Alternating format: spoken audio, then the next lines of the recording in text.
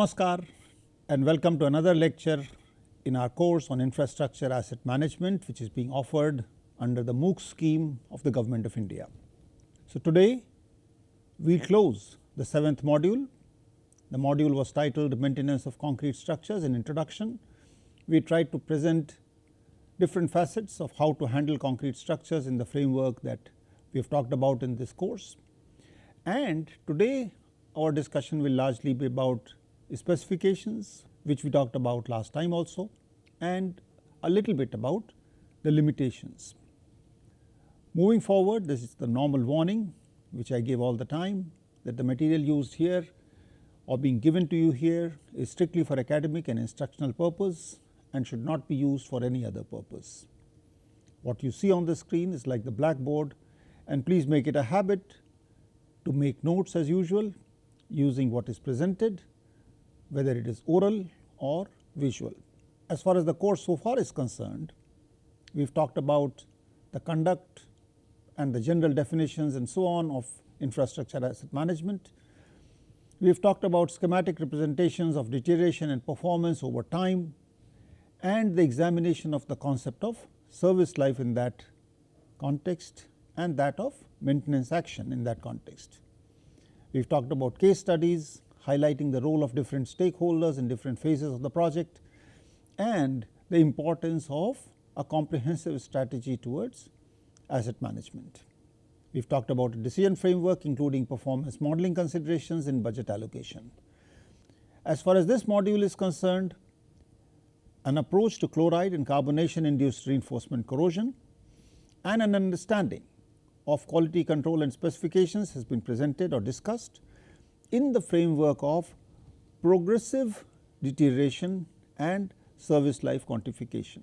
The idea, as I have mentioned earlier also, is to present concrete structures under diverse conditions as an example, which we will do here, and then expect that those who are seriously interested in this or those who have to do this for their profession, they will be able to adapt the kind of framework which we are presenting and develop frameworks which are exactly suited to their kind of structure. Moving forward, let us recapitulate these two diagrams which to me are very critical. We have talked about initial deterioration here, which is related to quality. We have talked about this point here where the slope represents the rate of deterioration at a given point in time. Then we have talked about changes in the performance graph, and we are talking about primarily this point here and its relation to the specifications. So, basically what we are trying to say as far as this module and this discussion here is concerned is that the specifications basically provide the initial integrity to the concrete. The concrete meaning the concrete structure that we are talking about. So, this point here, whether it is here or it is here or it is here, that will depend on the specifications. The richer specifications will push you to higher levels of performance. Lower specifications will push you down on this axis. That said, the specifications also talk about quality control, but if we have good quality control, we will be able to maintain the kind of line or the kind of level of performance that we wanted. So, if we do not have the quality control, then this line will be compromised. So, we have to be very clear that specifications give you what you want and the quality control gives you a kind of variation around that level. With that, let us go on and discuss the whole idea of concrete a little bit. It is a mixture of cement, sand, coarse aggregate, water and chemical and mineral admixtures. Sand and aggregate are inert fillers and provide the bulk of the volume. In principle, nothing can be added to concrete at a later date as a supplement. So, whatever we add in the mix is what remains for all time to come, and that is why it is important to understand the properties of concrete in the light of this very important feature, that nothing can be added to the concrete. The ingredients and their proportions should be carefully chosen, keeping in mind the required properties of concrete and the environment in which the concrete is likely to be. Codes and specifications provide for the above through appropriate provisions, keeping in mind the likely deterioration mechanisms that a structure may be susceptible to, considering the environment and the materials. And it is with this kind of a backdrop that we chose carbonation and chloride induced corrosion as illustrative examples of how we will deal the gradual deterioration or the change in performance of concrete structures. This is an example that we have seen earlier about specifications for marine structures as to how the environment is divided and what kind of numbers are prescribed. And these numbers basically give us what kind of initial performance levels we are talking about.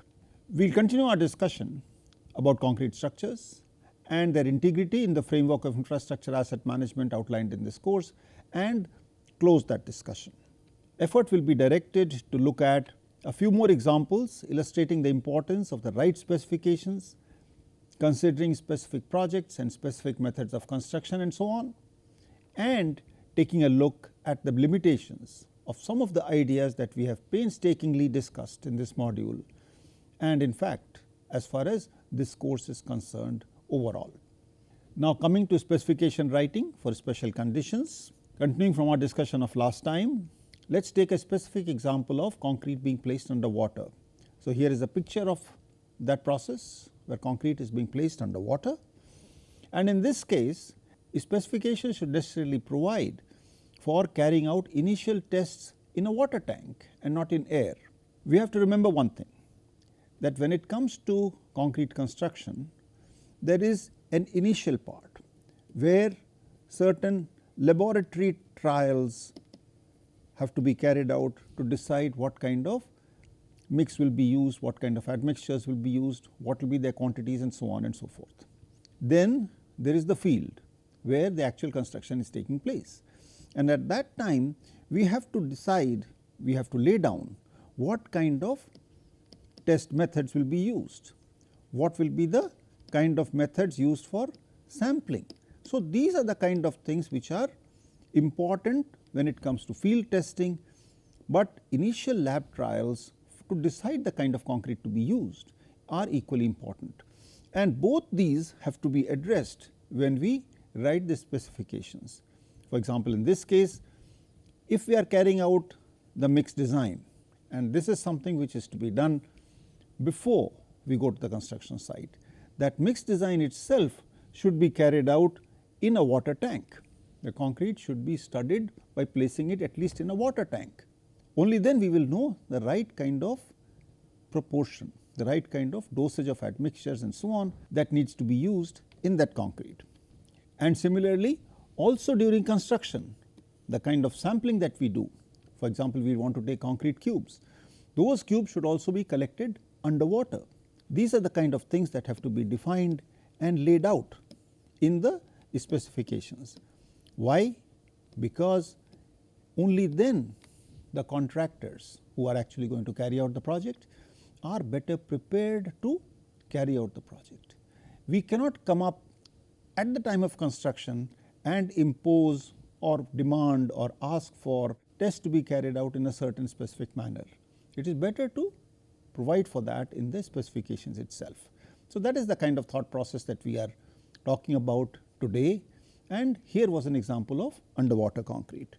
Moving on, there could be other examples such as mass concrete. Now this whole discussion of mass concrete is important because concrete, once it is placed, undergoes this kind of a variation in temperature over time. So we can see that the temperature increases to as much as 65, maybe even 68, maybe even more, depending on where you monitor it and so on. So basically what we are talking about is that if we place a block of concrete, then because of the exothermic nature of the hydration of cement, the temperature at different points in this block will be different, and that temperature will increase initially and will then reduce to the room temperature at the end. Most of the time this kind of consideration in mass concrete as to how much is the temperature rise, at what time the maximum temperature is reached and so on, that is not really important for various reasons. In cases it becomes important, that is where we can call the concrete construction as mass concrete. And once it comes to mass concrete, then in addition to regular requirements, we need to fix parameters such as maximum cement content, cement composition, placing temperature, peak temperature during hydration, and so on. So, only if we know that the concrete in a particular project will have considerations where this heat of hydration will have to be specifically addressed, then we need to lay out these parameters. For example, placing temperature, at least as far as India is concerned, is rarely monitored, and therefore, if we want to monitor it, if we want to make it a part of the whole quality control mechanism, then it has to be mentioned in the specifications. That is better. Now, these are some of the slides of experiments which have been done in our lab. This is the block of concrete which is being cast, and I am grateful to a student, Piyush Raj, whose MTech thesis I am quoting from. So, we had concrete temperatures measured at different parts of this block, and that is the kind of graph that we got. So, we had a temperature rise of about say 68 minus 30, which is about say 38 degrees centigrade. So, this is the kind of thing which we are talking about. So, this is just one illustrative example. So, for a real structure where we want to put limits on this or the time at which it is reached, we need to carry out tests using this kind of a apparatus, where we have a setup where the concrete is placed and cured in a unit with appropriate boundary conditions, and the increase in temperature is recorded.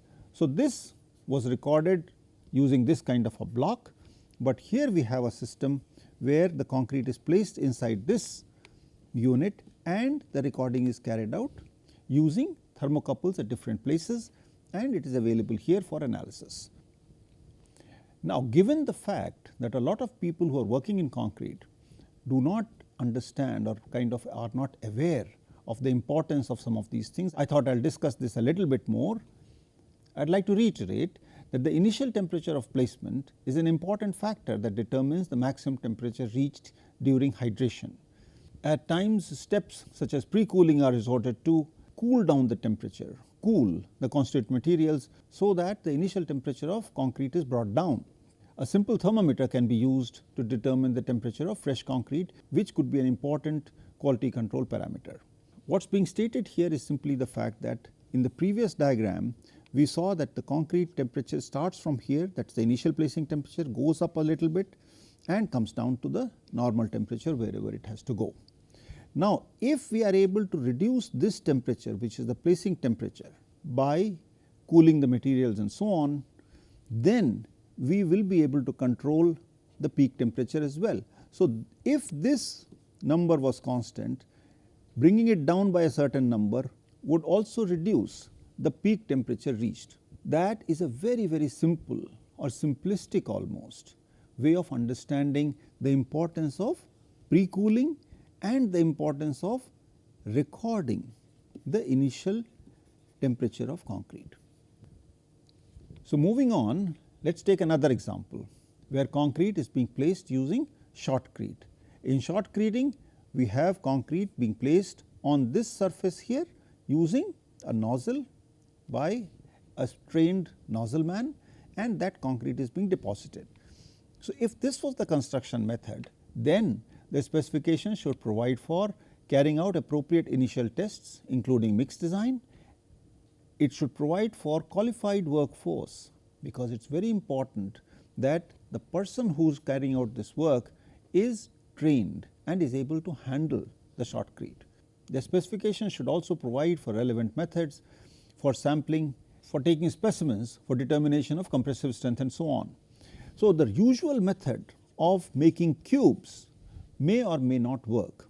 Of course, what we can try to do is to shotcrete the concrete into the cubes, that is one option.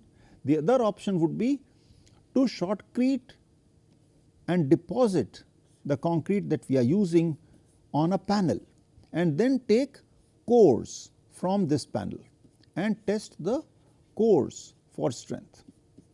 That could be an alternative to determination of concrete strength using standard cubes.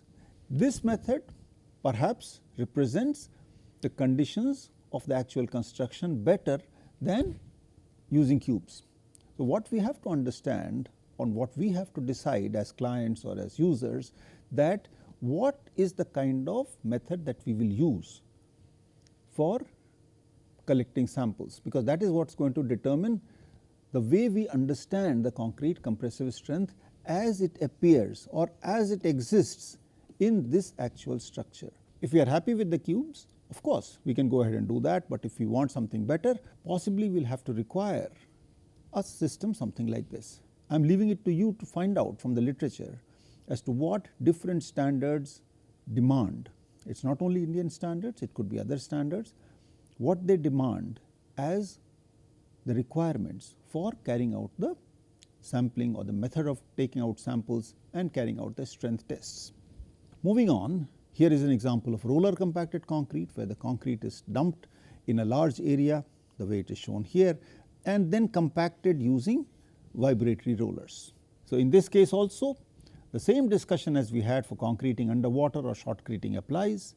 The specifications need to account for the special condition of construction in terms of the mixed design. What kind of mix should be used that this kind of construction method can be carried out, and what kind of method should be used to determine the strength or compactability or the level of compaction that is achieved in the field.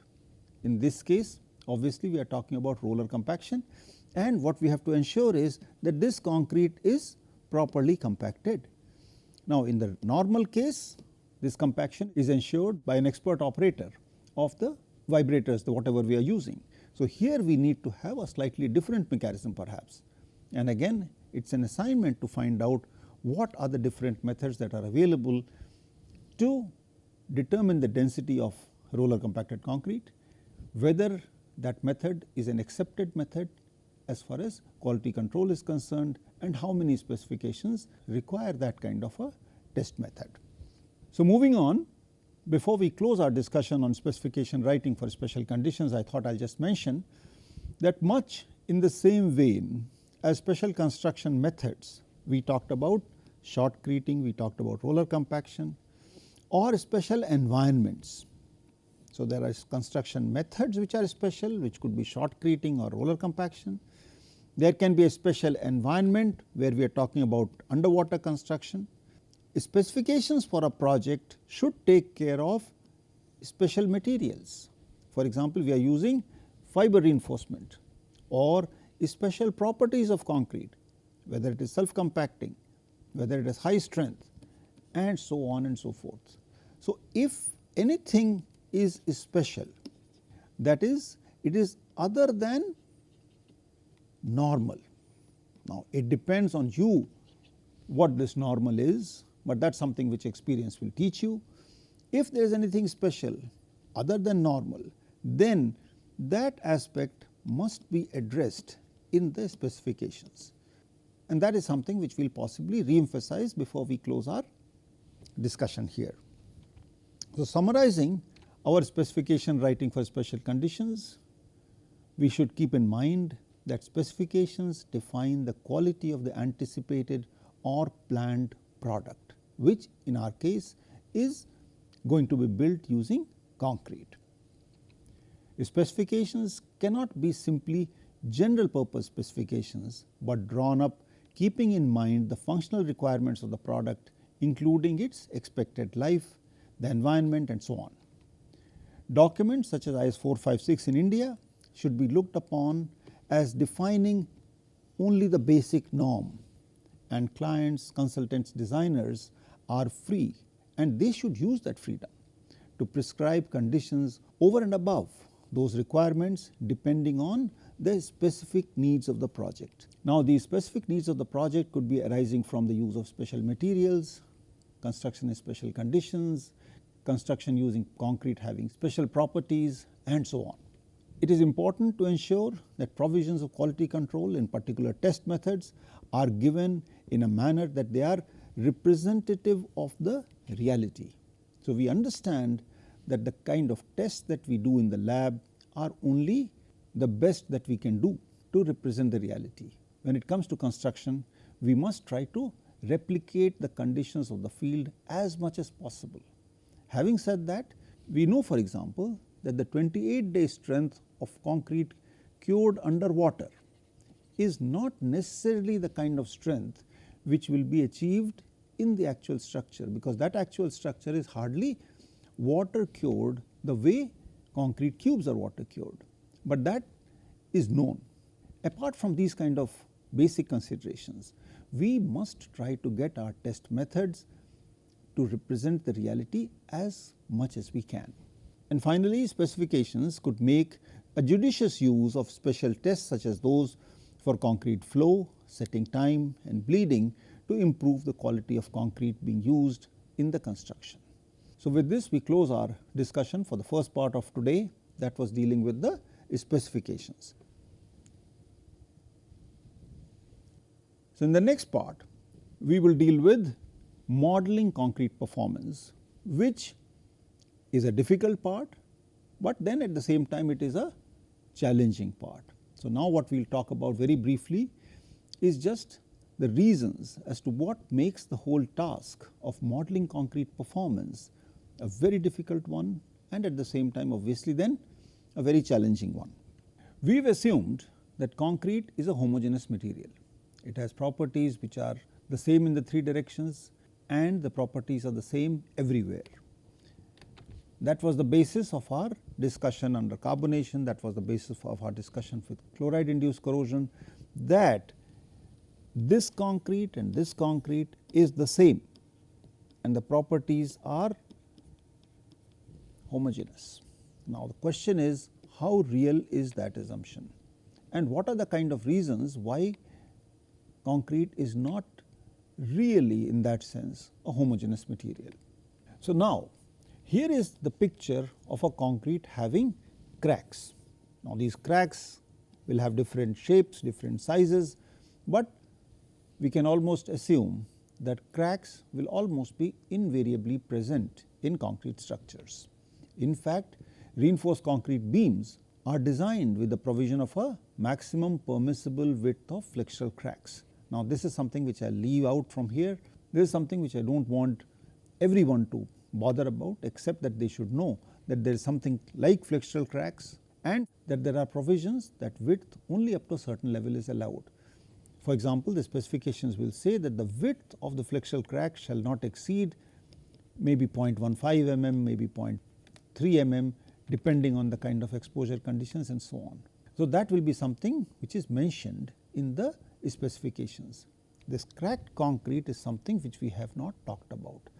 The issue is that whether it is carbon dioxide or its chloride ions, once this deleterious material permeates or diffuses into concrete, then this kind of an equation where we said the diffusion coefficient is constant or the diffusion is a one dimensional process, all these assumptions are open to question. Diffusion is primary and secondary, that means diffusion will take place here and also through the face of these cracks. That is what we are talking about as secondary diffusion in this case. Diffusion is hardly one dimensional if that was the case, and therefore, certain specifications, for example, the JSC and so on, they talk in terms of multiplying the diffusion coefficient of normal concrete that we get. We evaluate it in some way or form, and then we increase this by a factor of, let us say, 1.5 or 1.7, 1.8 in order to account for diffusion in cracked concrete. Now, obviously, the kind of diffusion that will happen in cracked concretes will be at a faster rate.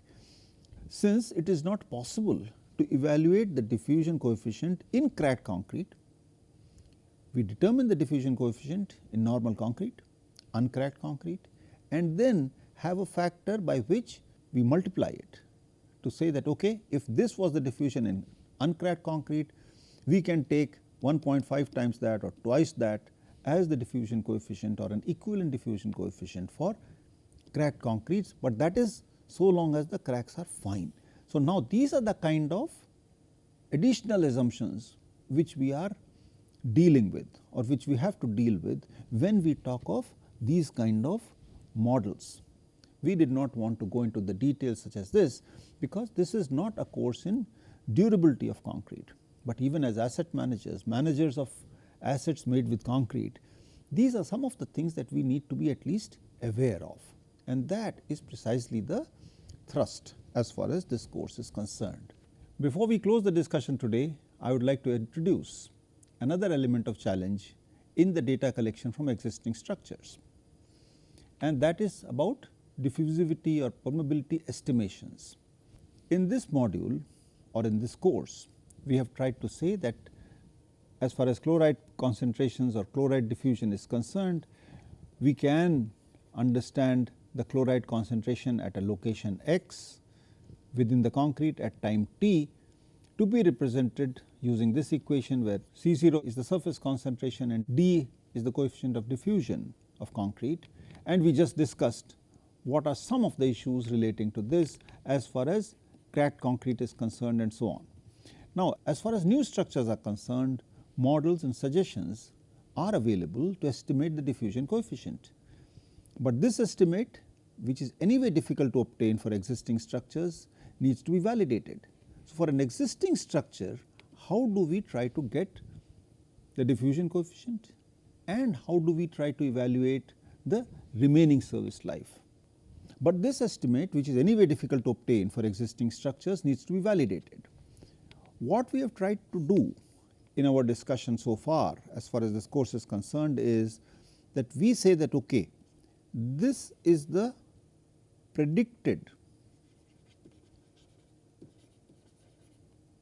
profile for chloride concentrations at, let us say, 5 years. What we need to do is to actually collect the data at different depths at 5 years and find out whether those concentrations are below or higher than the predicted values. If they are below, there is a certain meaning; if they are above, there is a certain meaning. In case that this predicted value or this predicted variation is not available, then we have to have this data, which basically represents the concentrations at different depths, and try to get or estimate the diffusion coefficient for that particular structure, and not only estimate d, but also the C0.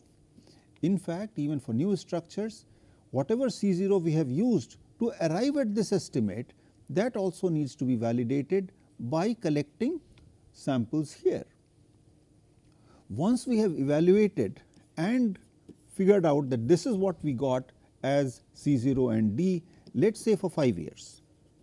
Based on this, we predict what the profiles will look like at the end of 10 years, and then do the same exercise at 10 years, and that will give us information about how good or bad these estimates were, and that is what will help us estimate the remaining service life.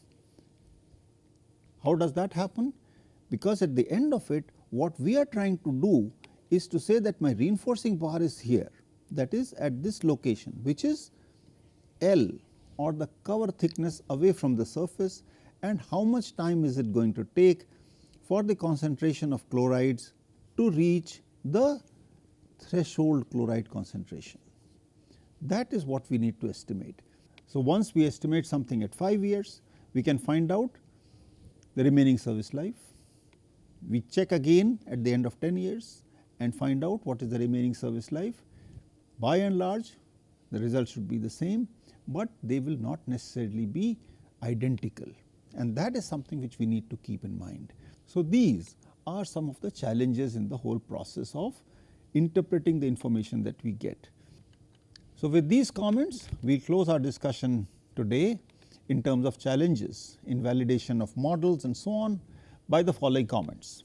There is something which we must remember in terms of the sheer scale of this structure. if you think of any concrete structure, whether it's a bridge or it's a dam or a metro line, these are very large structures with large surface areas, large volumes of concrete involved and so on. The question is, there is a lot of diversity and heterogeneity within the structure. So, even if we talk of a bridge, there are piers, there are the decks, there is the foundation which is buried. So, within the structure which is this bridge, there are different environments, there are different kind of conditions outside the concrete with which the concrete is interacting. So, the kind of diffusions, if we are talking of diffusions, that kind of conditions for carbon dioxide penetration, if we are talking of that, are quite different depending on what we are talking about. Then structures are built over a reasonable period of time.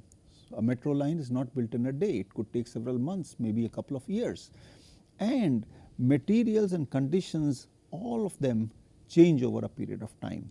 Whatever estimates that we have for diffusion coefficients, coefficients of permeability and so on and so forth, they will change, and we need to keep that in mind when we are trying to make any assessment. At the end of it, only limited information can be collected. That is something which we must keep in mind. For any structure, given the scale, how much information can we collect? It is very easy to say collect information. How many points do we take? Do we take 3 points on 3 piers, 20 points on 1 pier? Why only the piers? What about the deck? Can we do any sampling in the foundations? These are questions that cannot be just wished away.